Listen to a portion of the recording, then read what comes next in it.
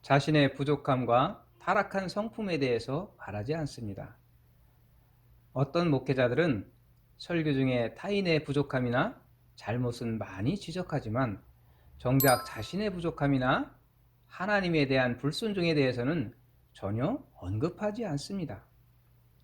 또한 교회나 사람들 앞에서는 아주 온화하고 거룩한 모습을 보이지만 뒤에서는 이중적인 모습을 보이는 목자라면 참 목자가 아닙니다. 이 사람들의 설교 내용을 살펴보면 성경 지식과 글귀돌이뿐이라 누림이 없습니다. 하나님 말씀에 대한 실제적인 체험이 없습니다. 하나님을 섬기는 사람이라고 하면서 어떻게 하나님 말씀을 체험하고 하나님께 순종했는지 체험이 없다면 참 목자라고 말할 수 없습니다. 하나님의 요구가 무엇이며 어떻게 하나님의 뜻을 헤아리고 어떻게 하나님을 사랑하는지에 대한 진실한 인식이 없다면 거짓 목자입니다.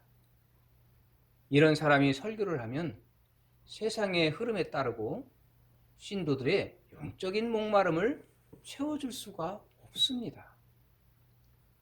예배에서 공급된 것이 없으므로 신도들이 수년간 교회를 다녀도 실생활에서 어떻게 주님의 말씀을 체험하고 실행해야 하는지 심지어 어떻게 기도하는지조차 모릅니다.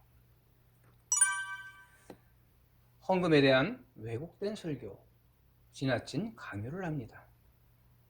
신도들이 헌금하는 것은 주님의 말씀을 지키며 하나님께 감사와 찬양을 드리는 자발적인 일입니다. 그러나 일부 거짓 목자들은 헌금을 강요하는 설교를 하며 헌금을 많이 하면 천국에 복이 쌓인다고 왜곡되게 설교합니다. 일부 교회는 매 사람마다 헌금을 얼마 있는지 모두가 알 수 있게 헌금 봉투에 이름을 적게 하거나 금액을 공개합니다.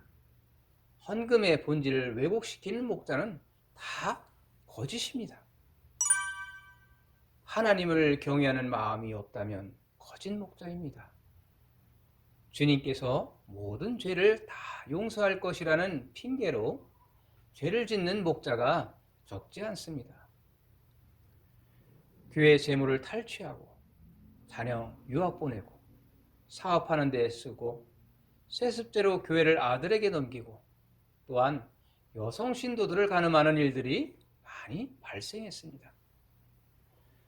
경건한 모습이라고는 찾아볼 수가 없고 안 믿는 자들보다 못한 행실을 보여줍니다. 그러면서도 목회자라는 위치에 서서 자신의 말을 하나님 말씀처럼 받아들이게 합니다. 신도들이 문제가 생기면 하나님께 의지해 해결하도록 인도하지 않고 모든 일을 자신이 판단하고 결정해주며 결국 자신을 더 우러러보게 합니다. 이 몇 가지 특징 중 하나라도 있으면 참 목자라고 할 수 없습니다. 시대가 바뀌는 이 중요한 시기에 참 목자와 거짓 목자를 잘 분별해야 미혹되지 않을 것입니다.